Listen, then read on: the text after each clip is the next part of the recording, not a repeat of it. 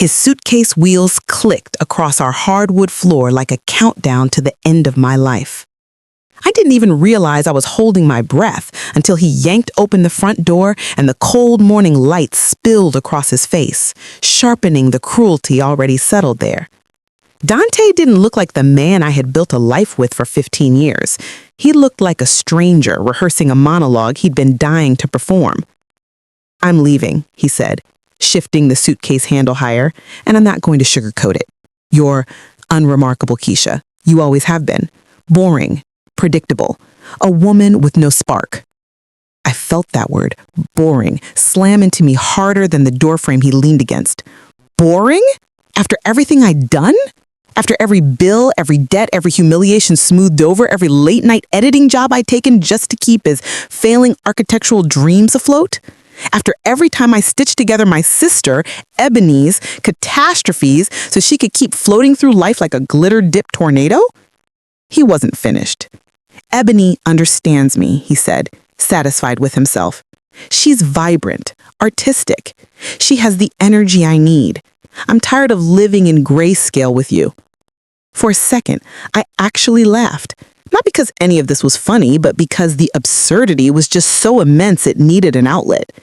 Eb, my little sister, who once set her own weave on fire trying to light aromatherapy candles during a spiritual awakening. My sister who thought budgeting meant making sure her nails matched her top. That Ebony? Vibrant? Sure. But dependable? Loyal? Able to handle responsibility? Please! "Does she know you're moving in?" I asked, softly. His jaw flexed, a small tick. That meant the truth. Ebony didn't know. He was running headfirst into a situation he couldn't control, and he was too blinded by his fantasy to see it. He rolled his shoulders back, preparing his final blow. "You'll always survive, Keisha. You're capable, but you're not the woman I want. You never were." And then, as if the universe itself was tired of letting him perform this delusion, my phone buzzed. A notification. Wire transfer received, $14,800,000, final payout, MJ Solutions. The breath left my body all over again, but this time, not from pain. This time, from remembering who the hell I really was. He didn't notice the screen. He was already halfway out the door, already picturing himself strolling into Ebony's mess like he wasn't walking straight into disaster. I watched him go, watched his shoulders swell with confidence he hadn't earned, watched the man I had paid for, fed, housed, protected, and disguised as an up-and-coming creative, disappear into the morning sun with a pathetic sort of swagger. He had no idea the woman he just called boring had just closed one of the biggest crisis management deals on the West Coast. He had no idea I, the woman who supposedly drained the color from his life, had been quietly running MJ Solutions for years, the same company that had saved billion-dollar tech firms from imploding. He had no idea that I, the woman who supposedly drained the color from his life, had single-handedly bankrolled his cars, his gadgets, his studio space, his wardrobe, and yes, all the little gifts he thought he was buying Ebony with his non-existent coin. He had no idea that today, this day, was the one day he should have chosen silence. Before I could even process the delicious symmetry of it all, another notification popped up. A text from Dante. "We should talk divorce settlement. I'll be reasonable." Reasonable. Reasonable. Lord, the audacity. I should have blocked him. I should have laughed. But instead, something cold and sharp settled inside me, something that hummed like electricity under my skin. 15 years of shrinking myself down so he could feel tall. 15 years of pretending I wasn't smarter, faster, sharper, more capable. 15 years of feeding two egos, his and my sister's, until they became full-grown monsters. Not anymore. Which brings me here. Hello, everyone. Let me know in the comments where you're listening from. Don't forget to subscribe and hit the like button. Enjoy the story. I straightened my spine, typed my response to Dante with the sweetness he didn't deserve, and invited him and Ebony to a closure dinner. And not just them. I invited all our circle of friends, the ones who always believed Dante's big dreams and underestimated me. I chose the most exclusive restaurant in the city, Atelier Rousseau, where a single appetizer cost more than our mortgage payment. If you're enjoying this story of betrayal and impending revenge, please hit that like button so more people can find the channel. Because trust me, that dinner party was where everything exploded. But before the explosion, before the reckoning, before the flames and the fallout, and the justice, I stood in the doorway of my silent house and let the truth settle like dust around me. He left me? Good. He freed me? Better. He underestimated me. Fatal mistake. And when Dante walked back into my life that evening expecting closure, he had no idea he was walking straight into a trap designed by the very woman he thought was incapable of anything extraordinary. I slipped on my heels, grabbed my coat, and headed towards Atelier Rousseau, with $14.8 million in my account and revenge simmering low and slow in my chest. By the time the night was over, none of them would ever forget who I really was.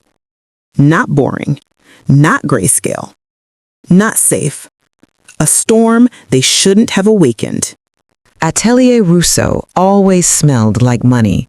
Old money, new money, money that didn't even exist yet but had already reserved a table.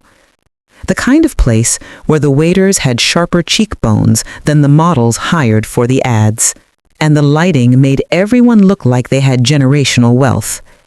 I'd eaten there once before for a corporate gala, sitting quietly while a CEO bragged about saving a company I had actually saved. That night, I'd smiled politely and let him take the credit. But tonight, the credit and the corrections were all mine. I arrived early, wearing a white satin dress that skimmed my curves and glowed softly under the chandeliers. My curls were pinned up, loose tendrils framing my face the way I always avoided when Dante and Ebony were around. They preferred me tidy and simple. They said it like compliments. Tonight I was striking a match. The maitre d', a tall woman with sleek silver eyeliner, recognized me immediately. "Miss Turner," she said, my maiden name, the one I used professionally. "Your private dining room is ready. Would you like champagne while you wait?" "Yes, please," I said, my voice warm but edged with purpose. And when she turned away, I exhaled slowly. This was the first time in years that a room greeted me as me, not as Dante's wife or Ebony's fixer. My phone buzzed. Group chat, dinner tonight. Dante: "We're on our way. Ebony needs to change. She spilled something." "Don't blame me. You hit that pothole." "Just hurry." The familiar bickering made my scalp tighten. They had always been perfectly matched in one way. They were experts at creating chaos and expecting me to sweep up the pieces. I sipped my champagne, letting the bubbles warm my chest as the waiter dimmed the lights over the long marble table. 12 seats, velvet chairs, a mirrored centerpiece dripping with crystals. Perfect for a reckoning.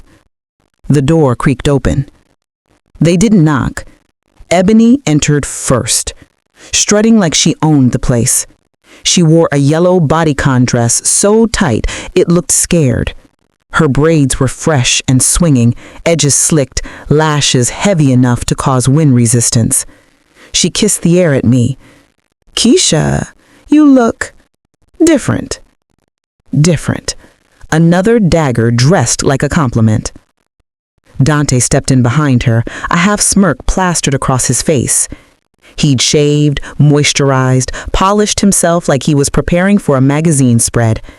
He'd worn the navy suit I purchased for him last Christmas, the one he refused to wear because it felt too expensive. Tonight, he wore it for her. "Keisha," he said, pulling out a chair for Ebony instead of for me. "This place is gorgeous. I didn't know you frequented restaurants like this." "Because you never paid attention," I thought. Out loud, I said, "I come here often. For work." That caught him off guard. His eyebrows flicked upward, but before he could respond, the rest of our friends arrived.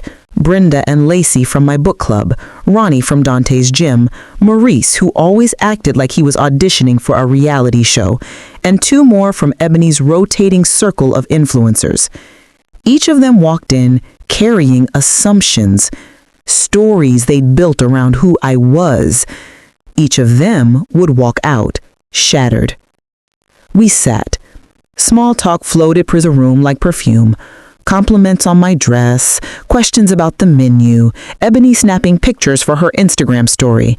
Dinner with fam. Big change is coming. Kissy emoji, sparkle, yellow heart. I smiled. Oh, sweet girl. You have no idea. Dante tapped his glass. Let's begin. We're here for closure. We want peace. Peace? From him? From them? I bit back a laugh. Actually, I said, standing slowly, I'd like to start. All eyes turned to me. The waiter dimmed the room further, and a soft golden spotlight bathed the marble table. I walked to the end where the screen had been discreetly tucked behind velvet curtains. A remote rested in my hand. I clicked. Slide 1. MJ Solutions, CEO, K. Turner. Maurice squinted. Ain't that the crisis management firm that got bite banked through that hacking scandal? Ronnie leaned forward. Wait, they saved Nexusoft too, right? I nodded, letting the screen speak. Slide 2. $14.8 million final acquisition payout. Confirmed. Ebony's jaw unhinged. Dante choked on his own breath. Keisha, what is this? I clicked again. Slide 3. Post-nuptial agreement. Signed, Dante Ellis. In my neat handwriting, all assets earned by Keisha Turner remain sole property of Keisha Turner, and Dante's sloppy signature beneath. He blinked rapidly, like the truth was too bright for his eyes. You signed it, I reminded him gently. Before our vow of renewal, you said you trusted me. Ebony snorted under her breath. She'd always said Dante signed things without reading. She wasn't wrong. I clicked again. Slide 4. Forensic accounting. Funds used for affair expenses. Receipts for jewelry, rent payments, hotel stays, designer bags, all paid from my accounts, all authorized by his fingerprint. Ebony pushed back from the table as if the numbers could burn her. Keisha, this is too much. You didn't have to. Oh, I'm not finished. I clicked again. Slide 5. Audio recording. Ebony, Dante is a squishy stepping stone. I pressed play. Her voice filled the room. As soon as I get what I want, girl, I'm out. I mean, Dante? Please. Man shaped like a stress ball with legs. He a stepping stone if there was ever one. Dante lunged for the laptop. Turn it off. I held up my hand. No.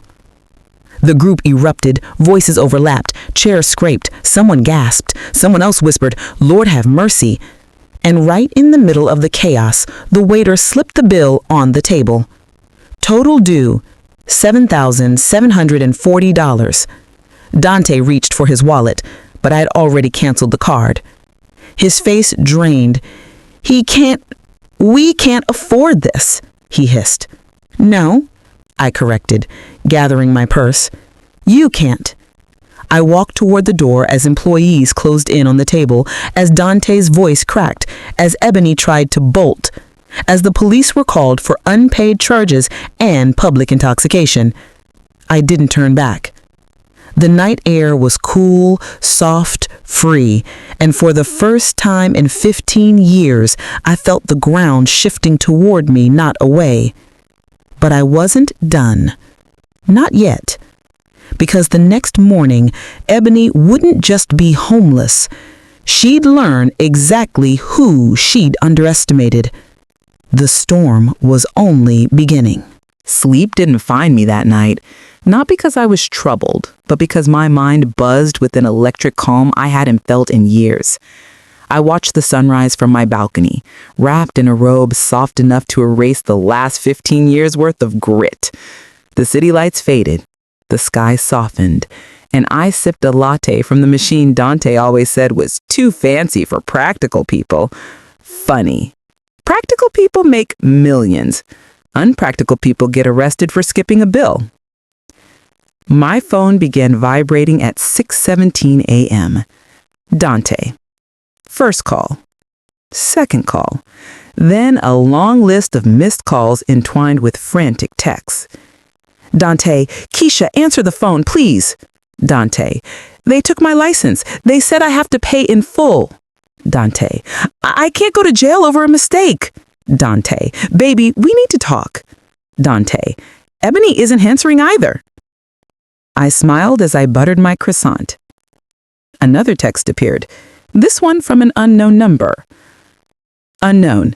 Miss Turner, this is Officer Delgado.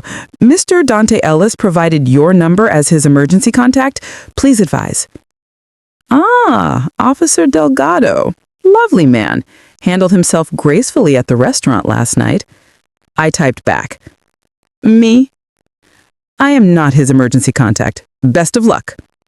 Then I blocked the number. At 7:03 a.m., a FaceTime call popped up. Ebony. I declined it. She called again and again. I finally answered on the fourth try, more out of curiosity than concern. Her face appeared, blotchy and swollen, braids undone at the top like she'd slept on a public bench. Behind her was a dingy background, metal railing, concrete floor, faint echo. Are you in a bus station? I asked, tilting my head. Ebony burst into tears. Keisha, everything is gone. Everything. The apartment's locked. They changed the code. They said I'm not on the lease and they threw all my stuff in bags in the hallway. My purse got stolen. I don't have my ID. My phone's at 4%. Dante won't pick up. I'm stranded. I waited a moment, letting her meltdown echo. It tasted familiar. I'd cleaned up similar catastrophes her entire life. The difference now was that I finally understood. Ebony never tripped over life. She threw herself into messes like they were trampolines. And she blinked. What you mean, Ed? I need you to come get me. I sipped my latte. No. She froze. Actually froze, like a video buffering. No? She whispered. Keisha, this ain't funny. Dante's in trouble. I'm stuck. I need help.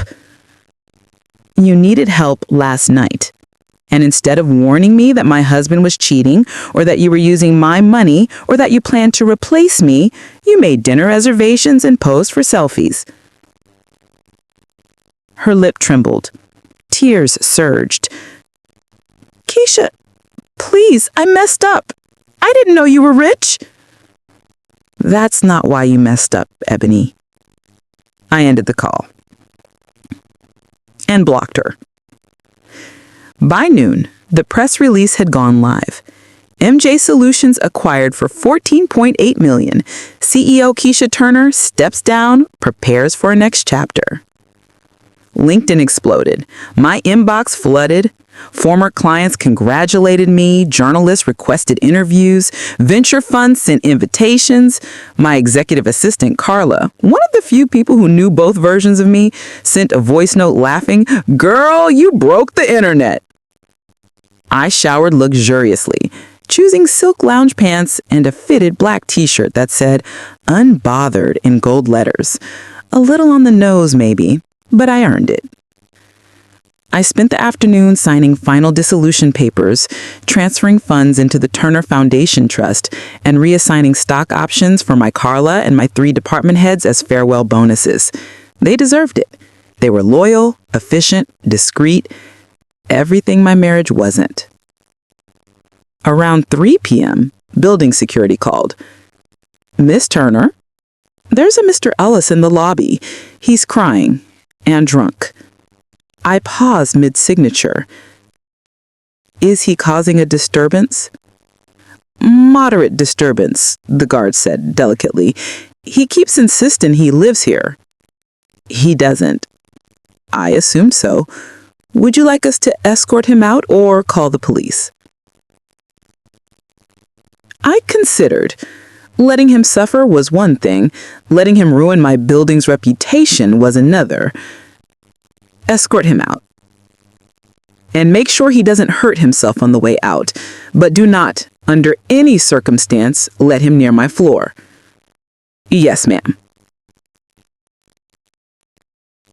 A minute later, my phone buzzed again. Dante. Security won't let me up. Can you please just give me 5 minutes? I don't want money. I just need answers. 5 minutes. After he stole 5 years' worth of confidence from me with every boring and unremarkable. I ignored him. Instead, I opened the envelope my realtor had sent that morning. Photos of a villa in Tuscany, terracotta roof, olive groves, stone archways overlooking rolling hills like watercolor. A sanctuary. A real beginning. I slowly exhaled, letting the future settle inside me. Then another message appeared, this one from my accountant. Accountant, funds transferred successfully. Would you like us to proceed with the final freeze on joint accounts? Finally. Me. Yes, freeze everything. Within minutes, Dante's voice echoed through the lobby below, muffled but frantic. What do you mean declined? I just used it yesterday. Try again. I picked up my glass of Prosecco, stepped onto my balcony, and looked down just enough to see him being escorted to the curb, arms flailing. He had wanted a younger woman, a more exciting life, a bigger spark. He had no idea the spark was always me. He just never bothered to look. Tomorrow, I booked the ticket to Italy. Tonight, I enjoyed the quiet. And for the first time in my adult life, I didn't feel alone at all. The next morning should have felt ordinary. Birds, light, coffee. But my world had already shifted. And the sun seemed different. Warmer, somehow. As if it finally recognized me. Not as Dante's wife, not as Ebony's fixer, but as myself, Keisha Turner, the architect of her own storm. I was pouring my coffee when a soft knock came at the door. Not frantic, not aggressive, just a steady, patient tapping, like someone rehearsed it. I peered through the peephole and actually groaned. Janice, of all people. Janice, the queen of passive-aggressive church group texts. Janice, who had once told me she wished she had my quiet spirit, which was her way of saying I thought I was a doormat. Janice, who naturally had been the first to gush over Dante and Ebony at every barbecue, every baby shower, every holiday dinner. I opened the door halfway. What? Keisha? She breathed, clasping her hands dramatically against her chest. I came to check on you. We're all so concerned. Define we. Me? And you know, the group.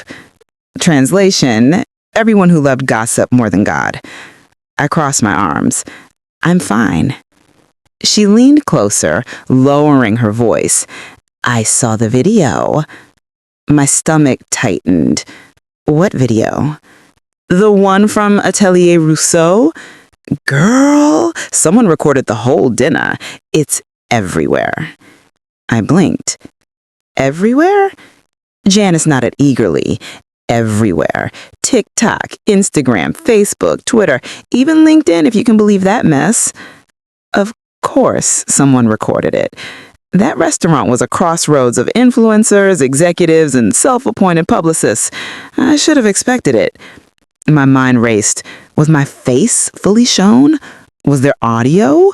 Did anyone capture the exact moment Dante shrieked at the manager, or when Ebony threw her drink at him, or when security dragged him out while he insisted he was too important to be removed? Send me the link, I said, composed, but curious. Oh, I can't, she winced. It's already come down. Probably copyright issues. But the snippets? Girl, you know I saved those. You want me to show you? No. Everything in me said no. Curiosity said yes. I stepped aside. Fine. 5 minutes. She rushed in like she'd been invited for brunch, plopping onto my couch, pulling out her phone. Now this one got almost 1 million views before they took it down. She pressed play.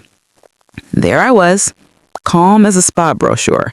Black dress, diamond studs, hands folded on the table. I looked exactly how I felt that night.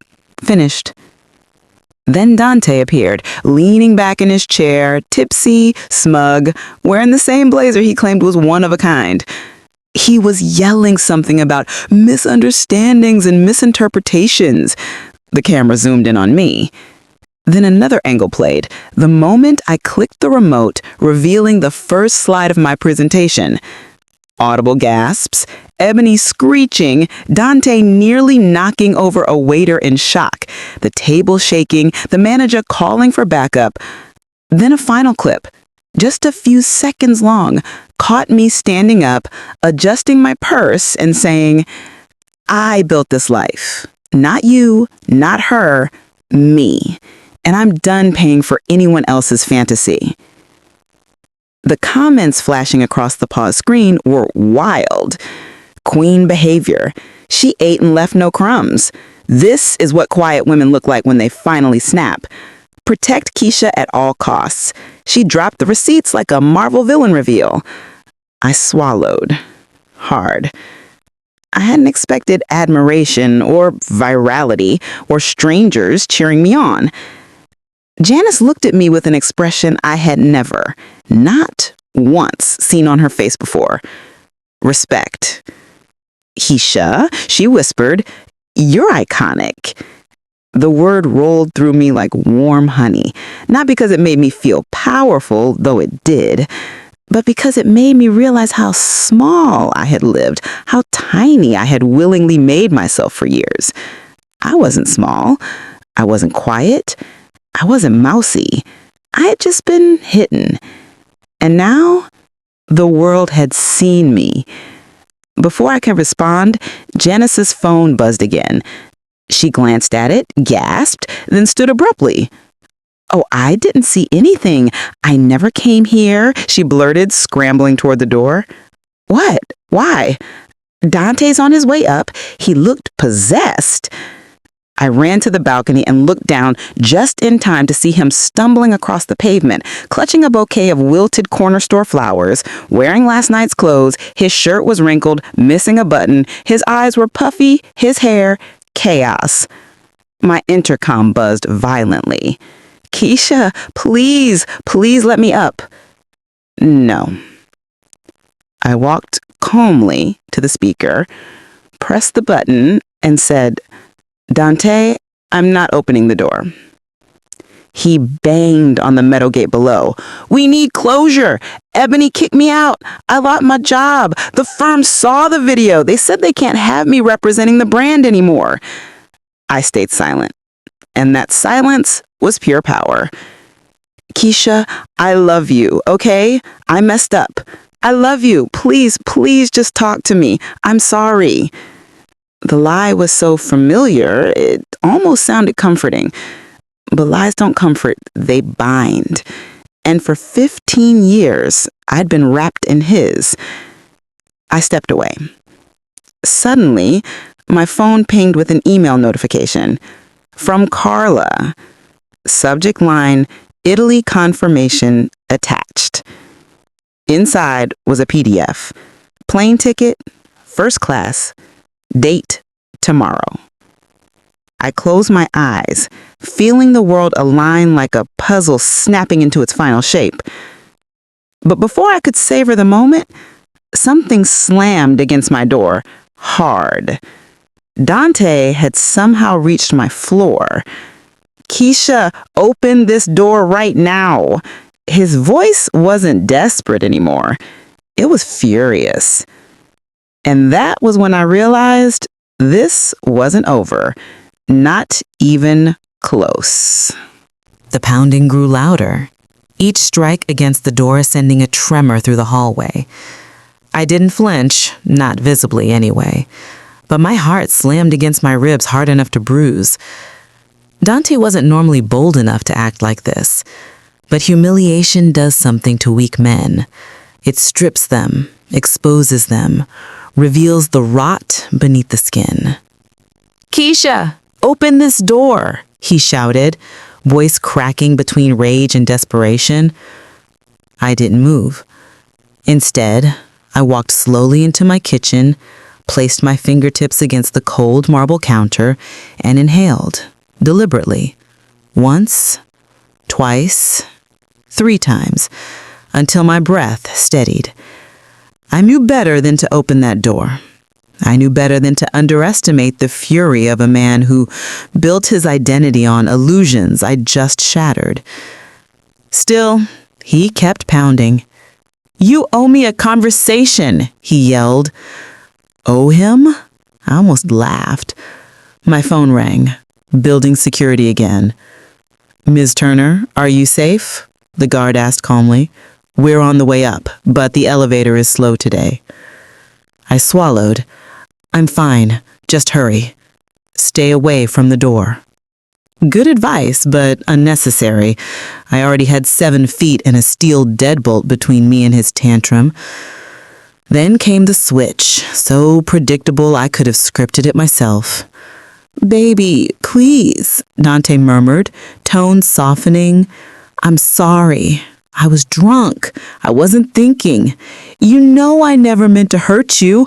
Ebony lied to me. She lied to us both." It was almost impressive how quickly he shapeshifted, rage to remorse in less than 30 seconds. A one-man Broadway show nobody asked to see. But the thing about being a crisis management CEO for a decade, you learn to hear manipulation like a dog hears frequencies. I walked to the door, not close enough for him to see my shadow under the crack, but close enough to listen. A thud, followed by a dragging sound, made me freeze. Was he sitting on the floor? "Keisha, I can't lose everything. I can't lose you. I didn't know about the money. If I had known..." There it was. The truth, slipped out like poison. If I had known. Not, "I made a horrible mistake." Not, "I love you." Just money. I felt something in me settle. A quiet, final click. The lock sliding not on my door, but on my heart. Before I could respond, the elevator dinged and heavy footsteps approached. Dante jolted up, scrambling. No, we're talking. She's letting me in." "I'm not," I called out loudly, making sure security heard. The guards arrived. 2 men in navy uniforms with controlled expressions that said they'd been through worse. "Sir, you need to step away from the door." Dante waved them off. "No, she's my wife. We need to work this out." One guard sighed. "Sir, you were trespassing yesterday. You were warned. Please step back." Dante reached for the handle. That was it. "Remove him," I said. The guards grabbed him by the arms. He thrashed, kicking, shouting incoherently. "Keisha, I loved you before you had money. You're nothing without me. Do you hear me? Nothing." There it was, the truth he could never hide for long. The guard raised an eyebrow at me. "Press charges?" I considered. The apartment hallway, the screaming, the way he lunged for the door. I absolutely could. But no, not yet. "No," I said quietly. "Just escort him out and block him from the building permanently." "As you wish." They dragged him toward the elevator. He fought until the door closed, silencing him mid-scream. I exhaled, long and deep, my hands trembling now that the danger had passed. Then I heard a soft chime from the kitchen, an email notification. I walked over and tapped the screen. Subject: urgent. Press inquiry, viral video. I opened it. A journalist from the Capitol Ledger wrote, "Ms. Turner, your dinner footage has sparked national conversation on financial abuse, emotional labor, and hidden female success. Would you consider an on-camera interview?" On camera. Me. The woman who had worn muted colors and soft smiles for years so Dante could feel bright. I closed the email, without answering. Not yet. Another notification, this time from Carla. Reminder: foundation paperwork due by 4. I filled in most of it, but the mission statement needs your voice. My voice. I sat at the kitchen island and stared at the blinking cursor on the mission statement line. What did I want my foundation to stand for? Strength? Reinvention? Financial autonomy? Quiet women finding their power? I started typing. The Turner Women's Foundation uplifts women who are underestimated, undermined, or unseen until they choose to be seen. I smiled. By the time I finished drafting the rest, it was nearly 5 p.m. My phone buzzed again. This time, not a call, not a text, but a FaceTime request. This time, from my mother. She rarely called. She rarely spoke my name. I braced and answered. Her face filled the screen, stern and lined with disappointment. "Keisha, what have you done?" She didn't say hello, didn't ask if I was safe. "What do you mean?" I asked. "You humiliated the family last night. Everyone's talking about it. Your sister is devastated. Your husband is in a cell, and you're acting like a celebrity instead of fixing the destruction you caused." The laughter that bubbled inside me was sharp enough to cut my throat. "The destruction I caused?" I repeated. "Mom, Ebony slept with my husband. Dante used my money to fund their affair, and I'm the problem?" "Yes," she said without a second's hesitation. "You always push people away with your independence and your attitude. Look at the mess now. You need to fix it before—" I hung up. Just hung up. Her feelings were no longer my burden. My apartment fell blissfully silent. Then another knock at the door. Not loud, not frantic, a single polite tap. I frowned. Security wouldn't knock like that. I walked cautiously to the door, looked through the peephole, and froze. Ebony. But not the Ebony I'd always known. Her makeup had streaked down her cheeks, her braids were half undone, clothes wrinkled, eyes bloodshot. She mouthed something. "Please?" My jaw tightened. Not because she looked pitiful, but because I knew deep down that whatever she came to say next would shift everything again. For a long moment, I didn't move. I just watched her through the peephole, the same sister who used to borrow my clothes without asking, who cried on my shoulder after every bad breakup, who swore she'd pay me back one day, but never did. Ebony Washington, self-anointed diva of the family, hair wild, chest heaving, mascara river staining her cheeks like war paint. She mouthed it again. "Please." I didn't open the door, not yet. Instead, I cracked it an inch, leaving the chain locked. "What do you want?" I asked, my voice more a blade than a question. Her lower lip quivered. "Keisha, I'm in trouble." "Goodbye," I said, starting to close the door. Her hands shot out, slapping the doorframe. "Wait, please, just give me 5 minutes." 5 minutes. The same 5 minutes Dante wanted. The same 5 minutes people always asked for when what they really meant was, "Give me access to my life again." I didn't unlock the chain. "Say what you need to say." Ebony inhaled shakily. "Dante left me." A humorless laugh slipped from my throat. "He left me first." Her eyes welled with a fresh layer of tears. "No, you don't understand. He left me today. He said I ruined his life. He said I embarrassed him. He called me useless and reckless, like I'm some kind of charity case." "And this is surprising to you?"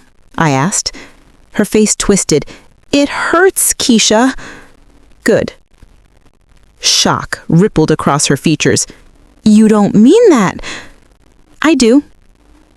She shook her head violently. "I messed up, okay? I know I messed up. I should have told you about him and me. I should have been honest. I should have stopped sleeping with my husband," I offered. She winced. "Yes, you should have," I agreed. Her breath hitched. "I need help," she whispered. "I have nowhere to go. I haven't eaten since yesterday. My phone's dying. I don't even have a bra on, Keisha. Please, I'm begging you." Once, her pain would have pierced me. Once, I would have opened my door, my wallet, my schedule, my whole life. But now, her tears didn't feel like regret. They felt like hunger, like she missed what she took from me, like she wanted the comfort she assumed would always be waiting. "Where's Mom?" I asked. "She won't answer," she whispered. Of course not. Mom had never defended me, but she adored Ebony. If she wasn't picking up, something was different this time, either embarrassment or fear of facing the public fallout. "Where are your friends?" I asked. "They said I humiliated them by being involved in a messy viral scandal." A dry laugh slipped out of me. "That's rich." Ebony pressed her forehead against the doorframe. "Keisha, please, I'm scared." I let those words hang between us. She wasn't scared for me. She wasn't scared about the affair. She wasn't scared because she hurt me. She was scared because the consequences she never expected to face had finally arrived. I removed the chain and opened the door fully. Ebony staggered slightly, startled. But I didn't invite her in. Instead, I stepped into the doorway like a gatekeeper. "Look at me," I said. She lifted her eyes that I've seen shine with mischief, boredom, entitlement, envy. Now they were heavy with something new, panic. "You didn't come here to apologize," I said. "You came here because your safety net dissolved. That's not remorse, Ebony. That's inconvenience." "That's not fair," she cried. "It's accurate." She shook her head violently. "You don't understand what it's like. Dante made me believe he'd take care of me. He said I deserved someone who saw my potential. He told me I was special." "You are," I said. She blinked.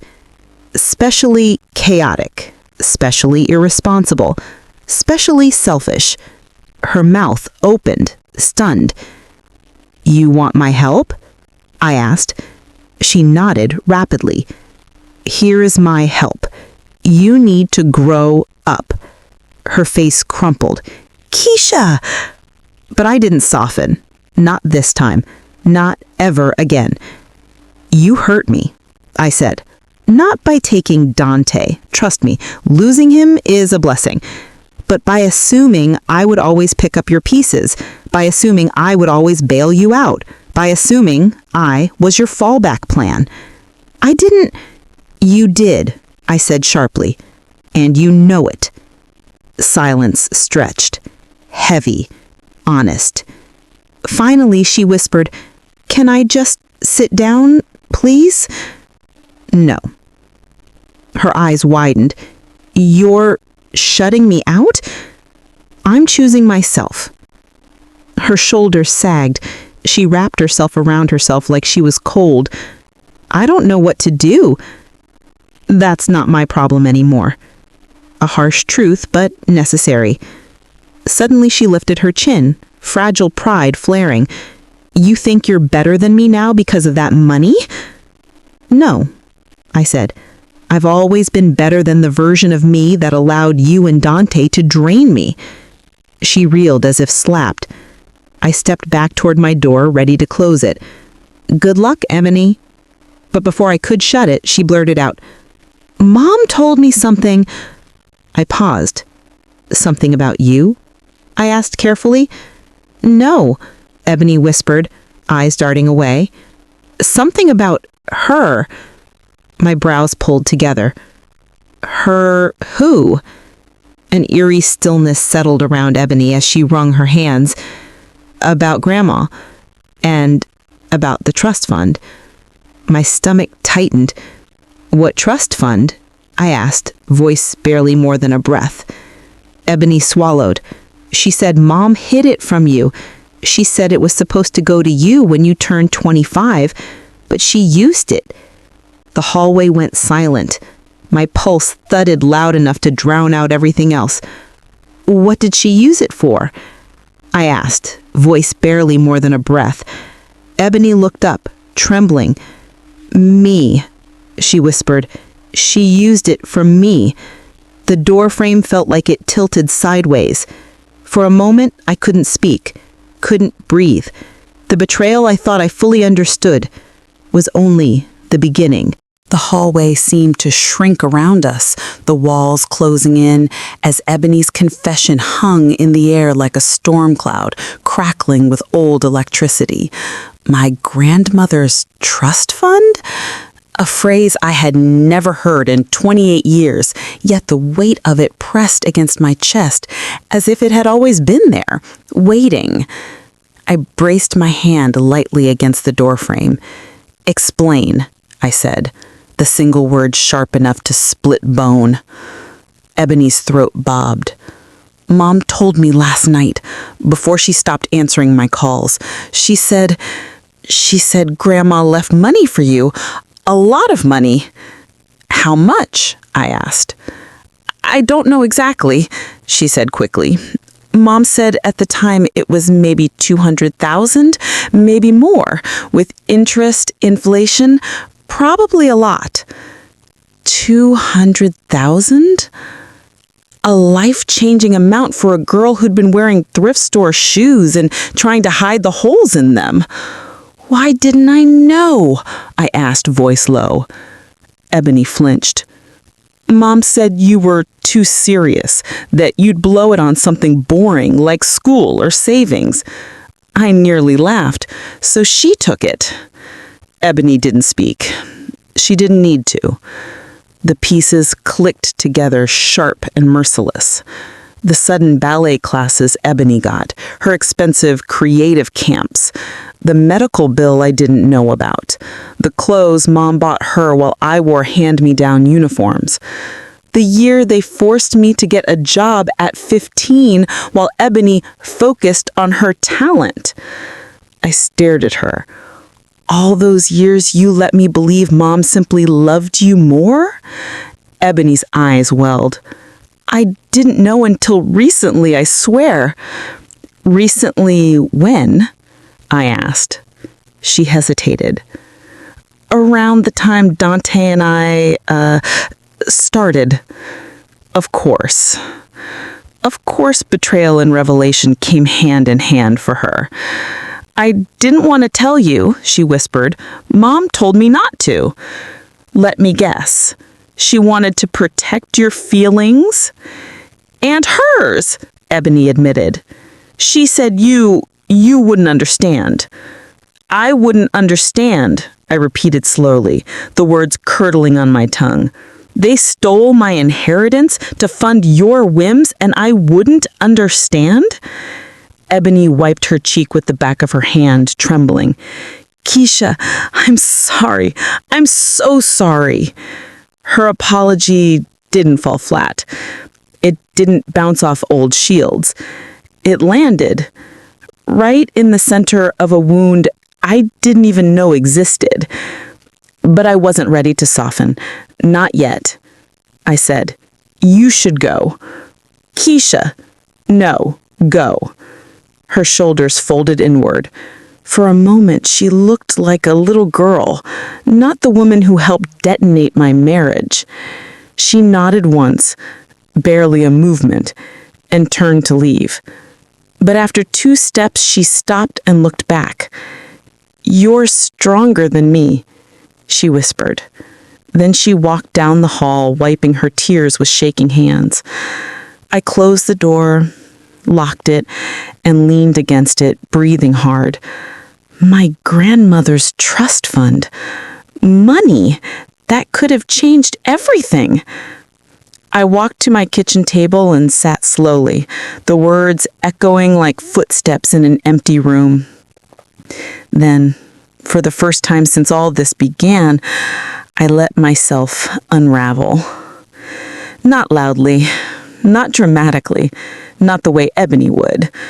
Just quietly, with a single tear hitting the wooden table. I pulled out my laptop. If there was a trust fund, there had been a lawyer, a bank, a paper trail. And if Mom spent every cent, she would have left traces. She wasn't a criminal mastermind, just a mother who favored one child over another.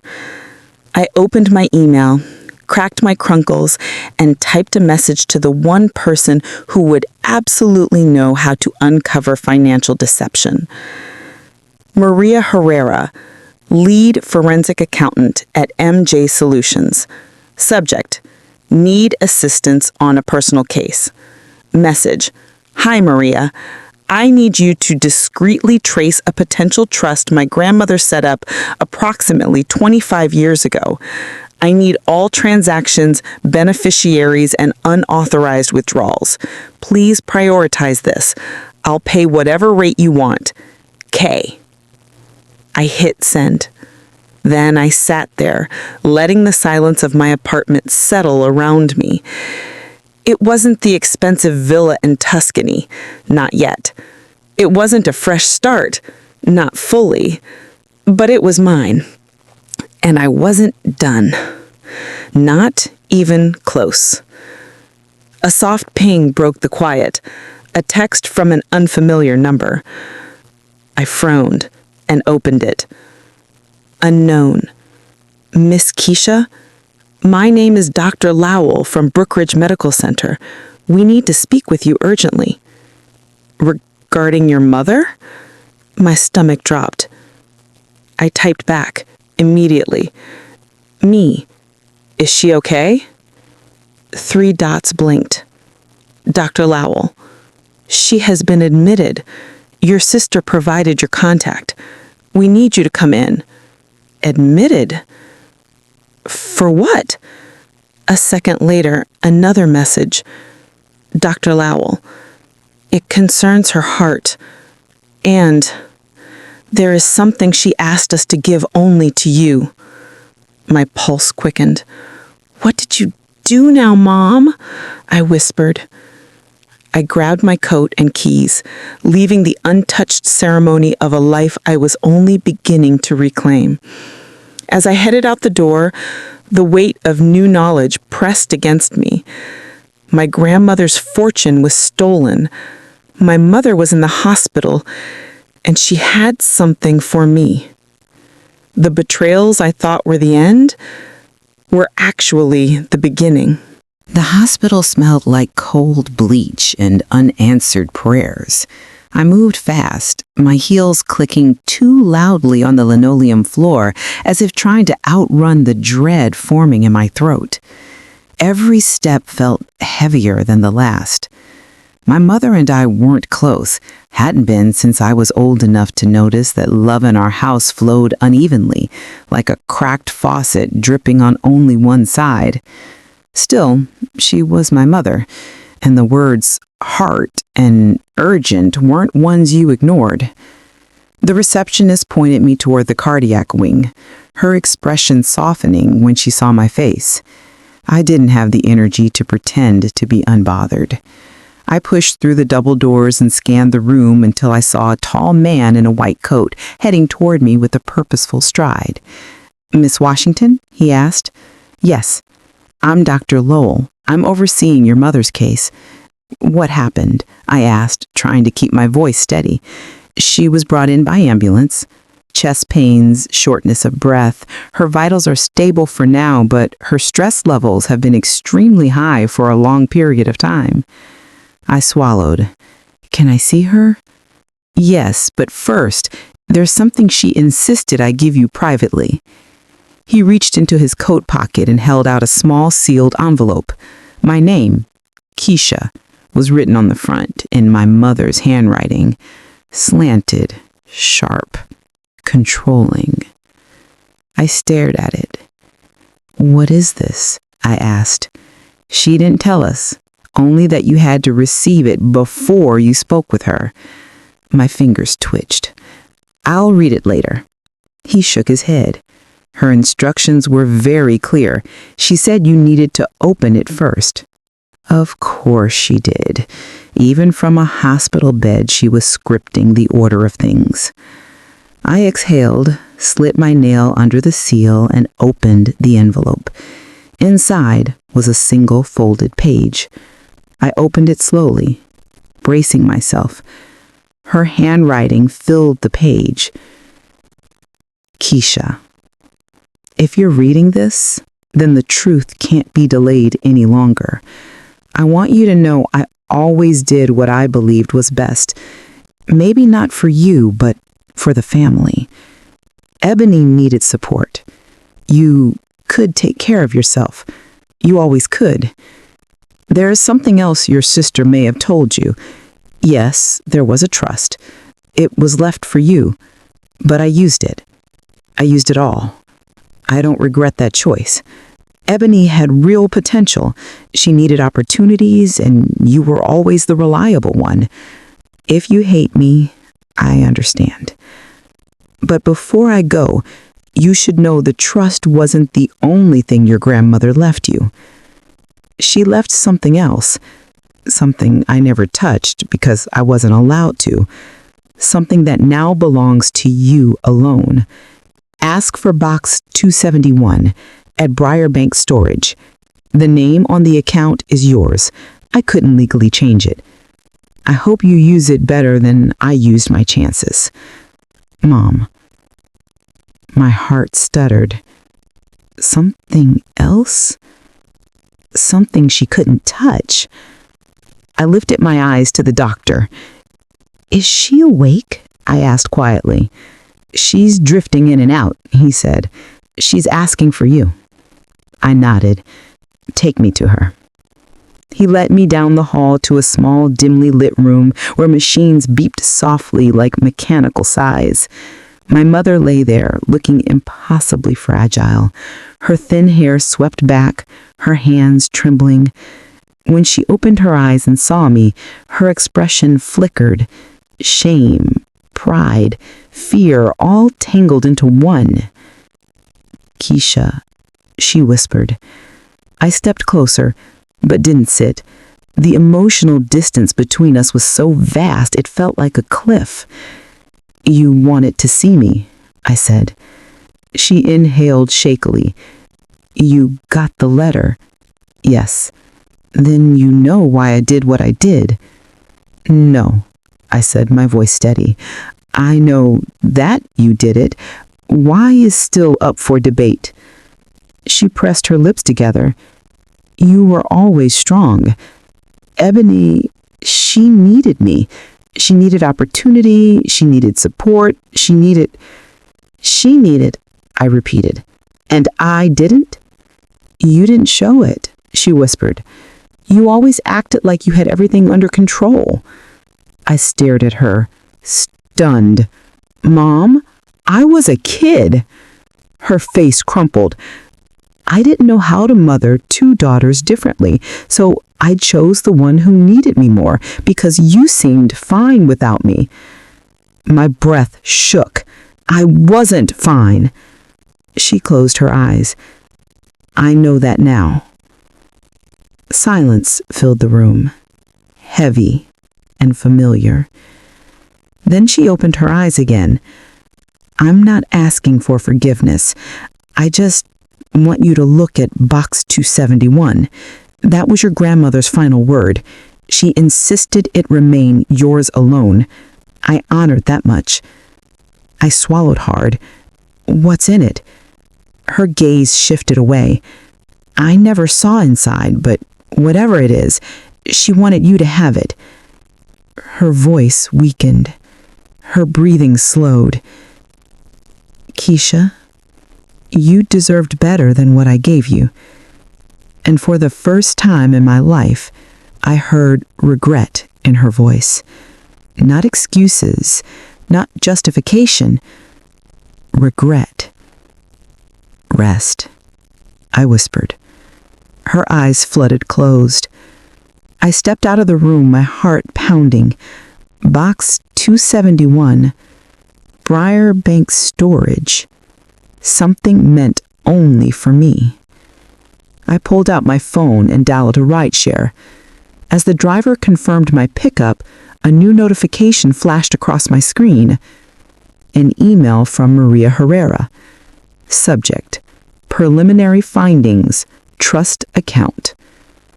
I opened it, expecting numbers.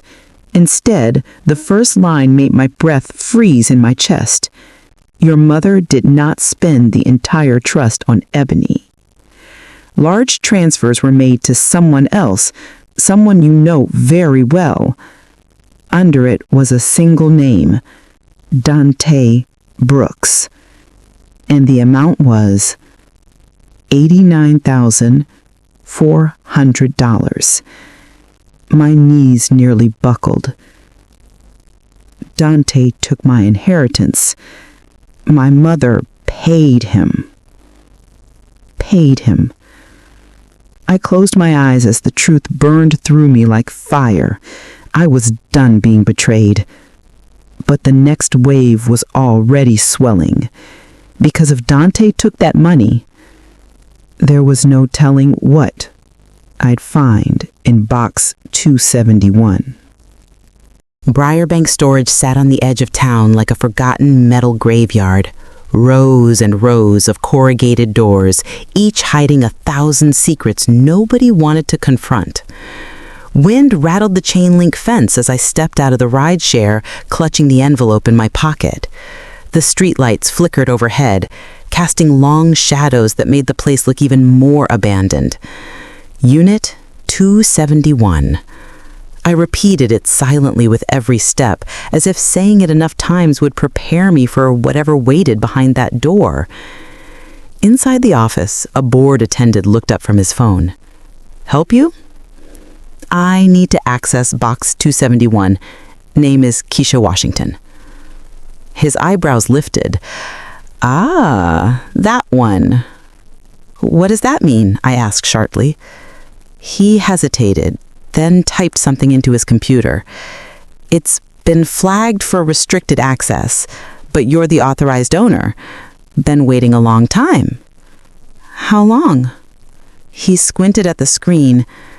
Signed in 1998. My breath caught.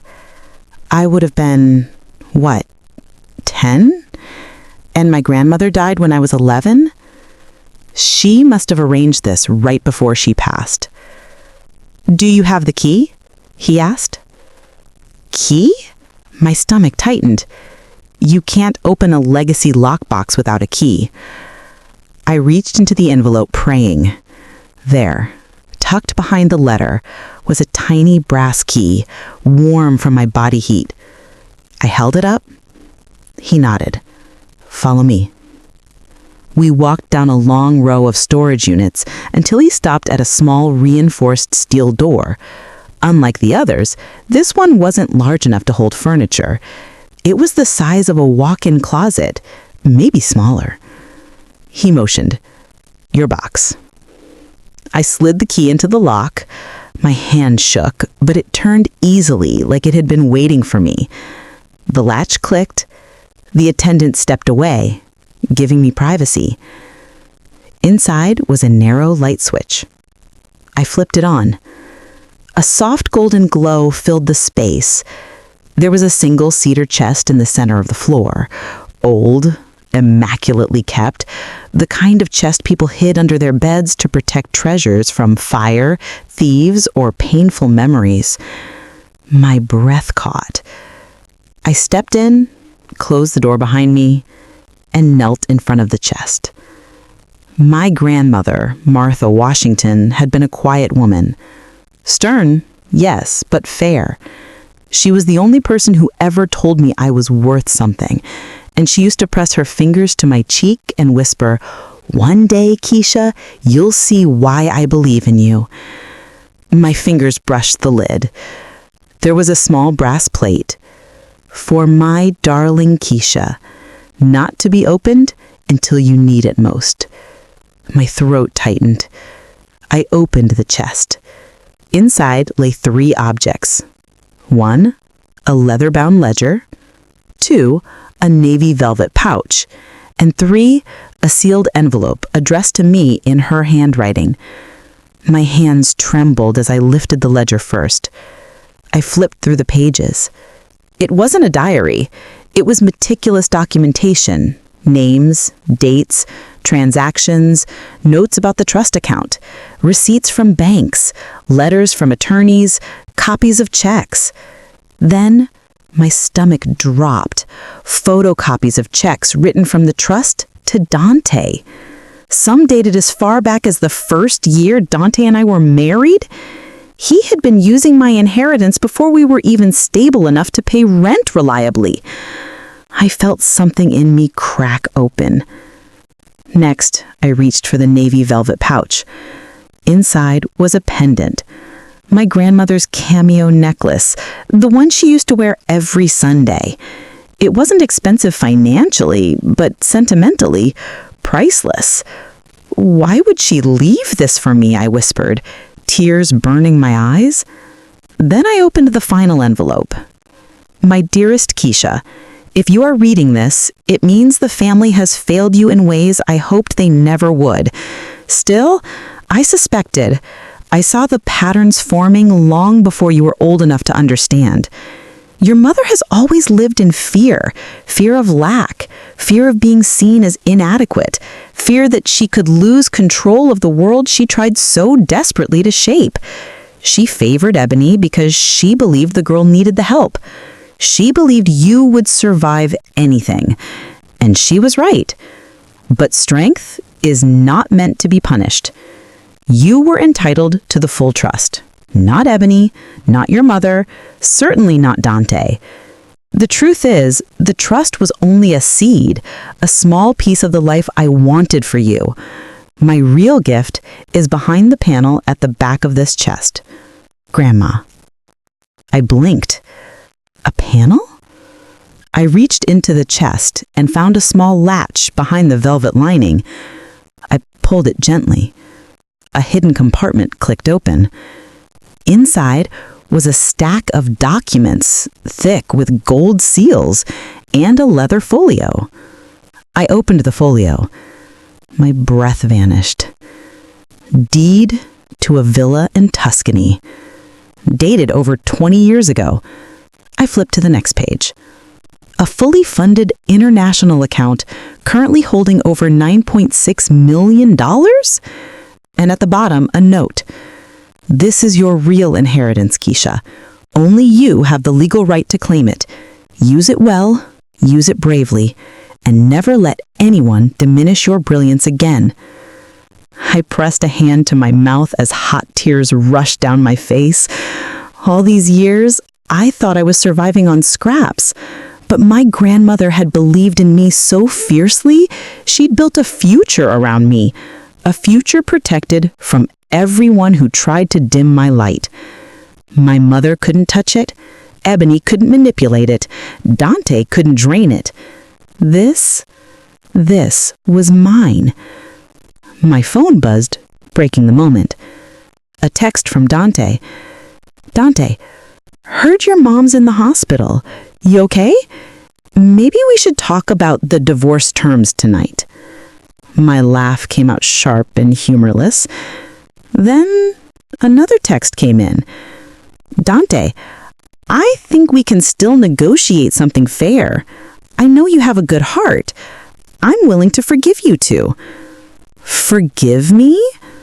Forgive me? I wiped my face, stood up, and closed the chest gently. My grandmother didn't raise a fool.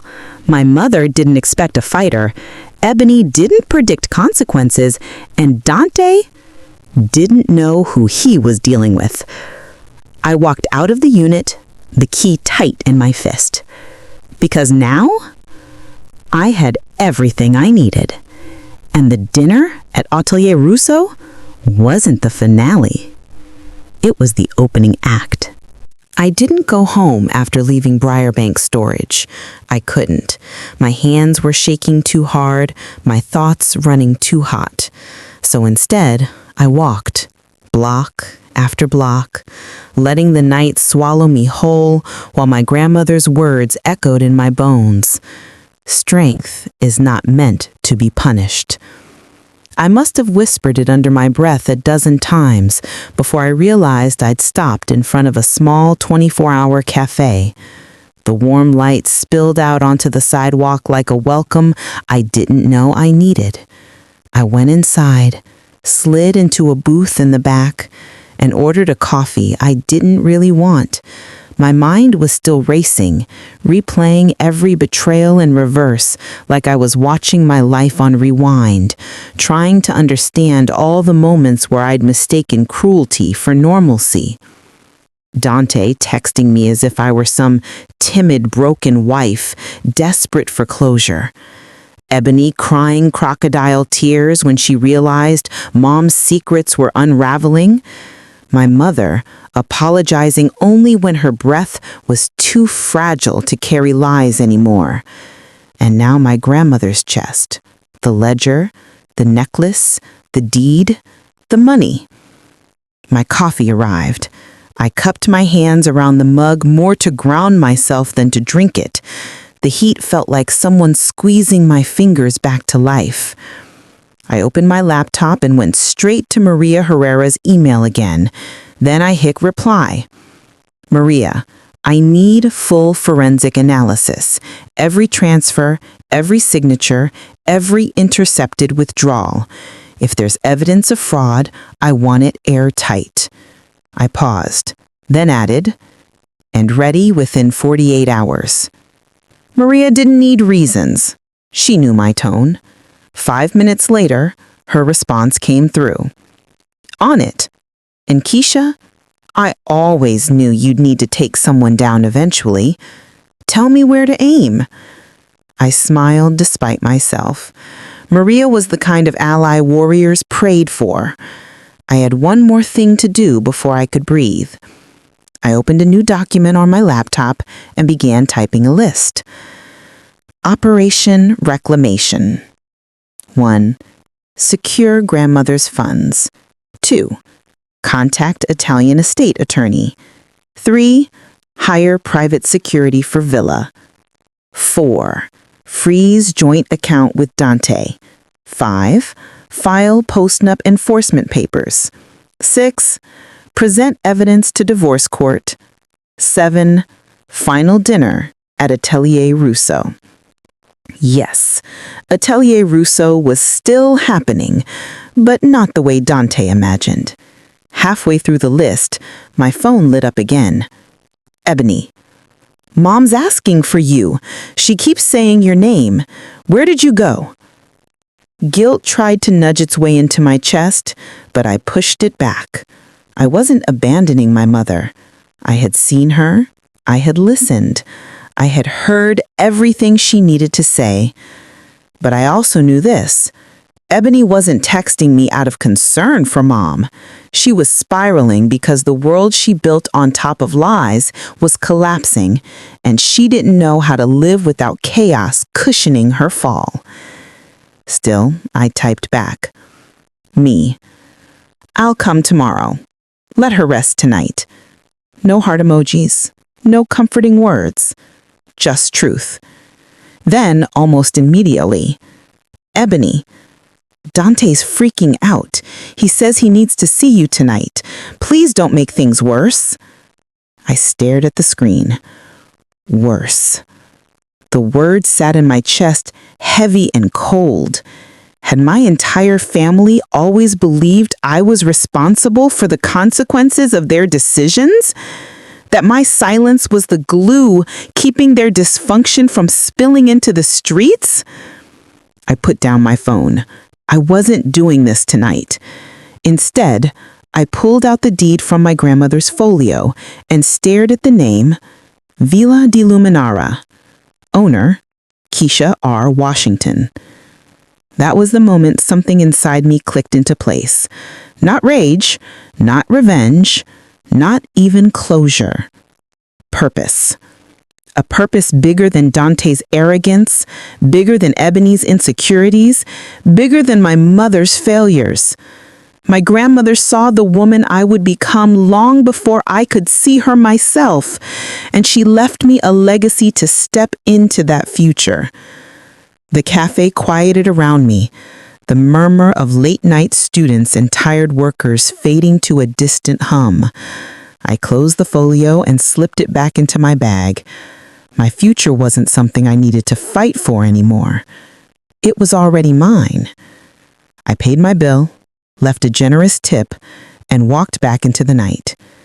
As I approached my apartment building, a shadow moved near the entrance.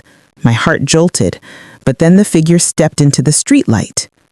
Dante. Of course he was here. He looked like he hadn't slept, eyes red, beard patchy, clothes mismatched like he got dressed in the dark, and his expression, that bitter mix of entitlement and desperation. Keisha, he called out, jogging toward me. I didn't slow down. Keisha, wait, please. I stopped 4 feet away from him, close enough to smell the cheap cologne he always used when he wanted to seem expensive. I asked, "What do you want?" He rubbed the back of his neck. I know you're angry, and I get it, but we need to talk like adults. Adults. I matched his stare. You left me for my sister. His jaw tightened. We're not together right now. She's upset. She feels betrayed. She feels betrayed? I repeated, stunned. Yes, you shouldn't have shown her that stuff at dinner. She's fragile. Fragile. The word gave me whiplash. Dante, I said slowly, you used my money to fund your affair? His lips twitched nervously. Money isn't everything. You stole my inheritance. His face went blank. What? I know about the trust transfers. All $89,400. He swallowed hard. Keisha, I can explain. No, you can't. His voice rose indignantly. I was struggling. Your mother said you'd never use that money anyway. She said it was okay. She said Ebony needed you to step up. I stared at him. My mother, Dante, Ebony, all of them tangled together in a net woven of excuses and selfishness. Dante, I said quietly, did you know the trust was meant exclusively for me? He hesitated. Your mother said, answer the question. He shifted. Yes, I knew. A coldness swept over me.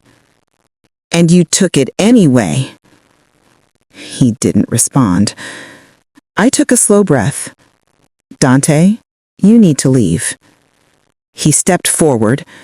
Keisha, I still care about you. I think we can fix this. We have history. We have a connection. I held up a hand. Here's the truth, Dante. History is not a reason to stay attached to poison. He flinched. And connection doesn't mean a damn thing when one person is bleeding dry to keep the other comfortable. His eyes darkened with panic. Keisha, please, don't do this. I can't lose everything. You already did. He reached out, but I stepped back. Careful, controlled. Done. This conversation is over, I said. Then I turned and walked inside my building. I didn't look back. But as the door closed behind me, I heard the last thing he said, barely above a whisper. You're making a mistake, Keisha. Maybe once I would have believed him, but tonight, under the weight of my grandmother's gift and the truth finally stitched together, I said the words out loud. No, I'm finally making the right choice. Upstairs, I dropped my keys on the counter, slipped off my shoes, and exhaled deeply.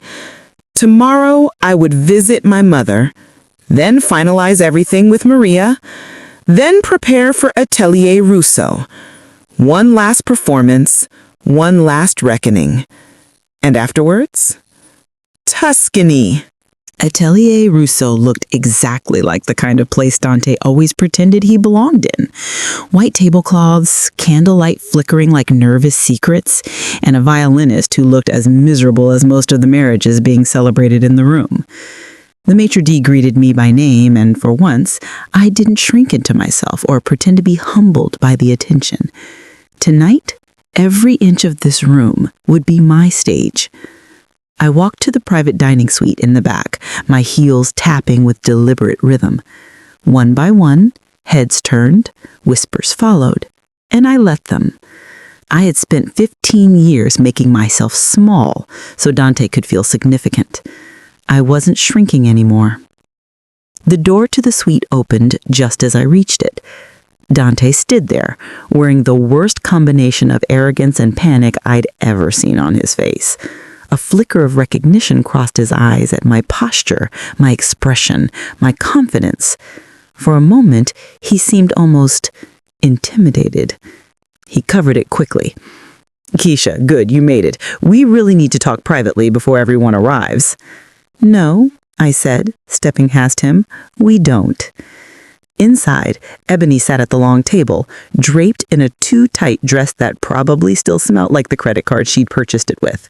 She looked me up and down with a sneer that didn't quite land, maybe because guilt was starting to rot the edges of her face. Two of Dante's friends, Lorenzo and Mark, sat stiffly, clearly regretting answering Dante's last-minute invitation. They glanced at each other nervously, probably wishing they'd faked a stomach virus. I poured myself a glass of sparkling water. Thank you all for coming. Ebony scoffed. Let's not act like you're hosting some gala. This is a divorce meeting. I smiled. Oh no, sweetheart. This is a reckoning. Dante's jaw tightened. Keisha, stop. This isn't you. You don't know me. You never did. He opened his mouth to argue, but a knock interrupted. The waiter wheeled in a portable projector just as I had requested. He set it up, connected my phone, and dimmed the lights. Keisha, Ebony hissed, what is this? Oh, I said, lifting the remote. Transparency. Slide 1 appeared. MJ Solutions, acquired for $14.8 million. Sole owner, Keisha L. Washington. Dead silence. Dante blinked. What is this? My company, I said simply. The one I built. The one you thought I was too boring to ever manage. The one that paid for your cars, your suits, your client dinners. The one that paid Ebony's rent for 2 years. Ebony's face drained of color. My what? Dante shook his head. You're lying. If you had this kind of money, oh, we're not done. I clicked to the next slide. Post-nuptial agreement. Signed 2014. Clause 7. In the event of infidelity, husband receives 0 marital assets.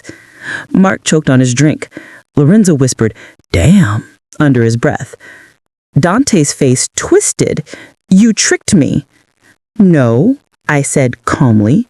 You signed without reading because you thought I was too unremarkable to ever have anything worth taking. Ebony crossed her arms. This is dramatic, even for you. Oh, Ebony. I clicked to slide 3. These you should recognize.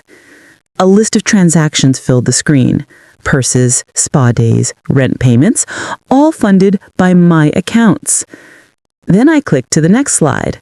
Screenshots of the repeated payments labeled Dante Brooks, transfer. Ebony's mouth fell open. Keisha, I didn't know those were from you. You didn't ask, because free money never offends you. Dante snapped. Enough. His voice cracked, desperate. Stop trying to embarrass us. You had money, fine, but this is petty. I clicked again. The recording started. Ebony's voice echoed through the room, loud and clear.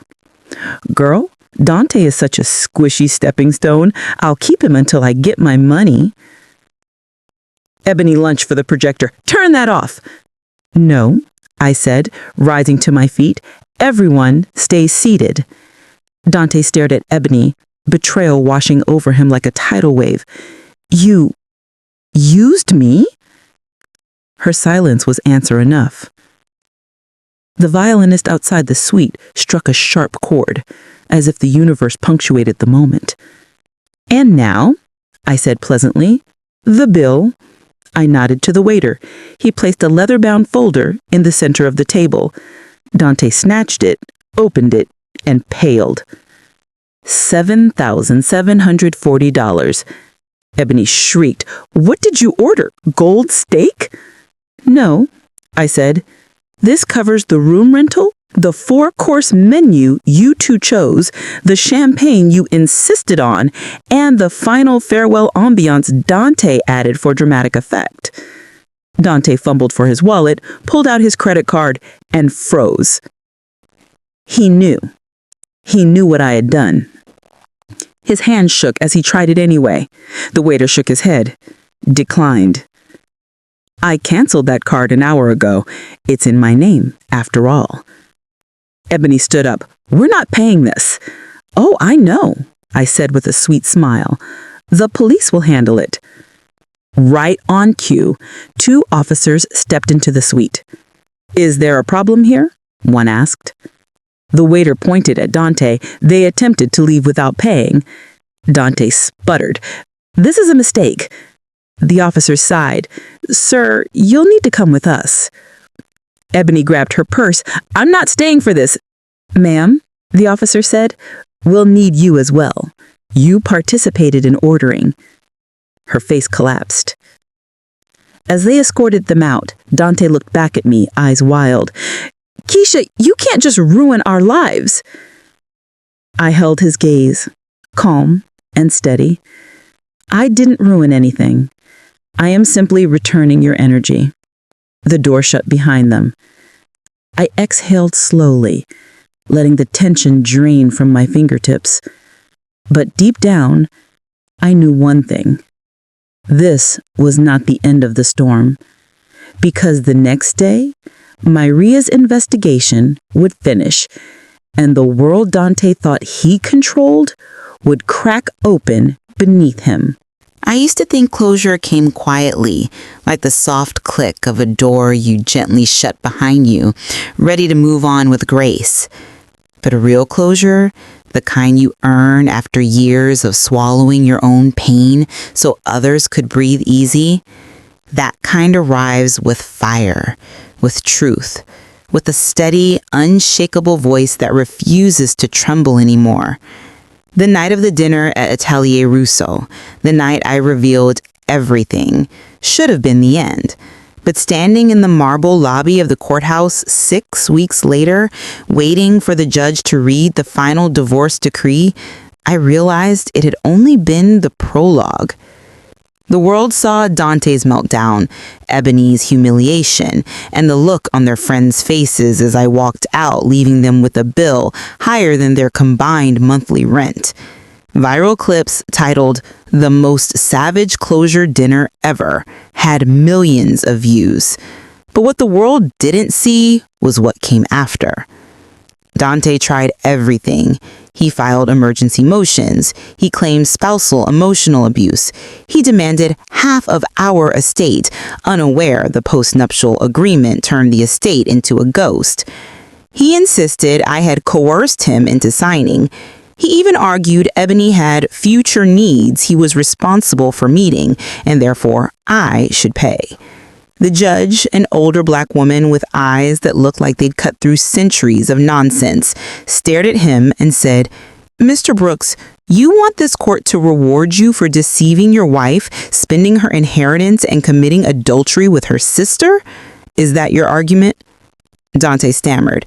Ebony, allowed to sit as a witness but not a spouse, shrunk in her seat, her once flawless wig tilting sadly to the left.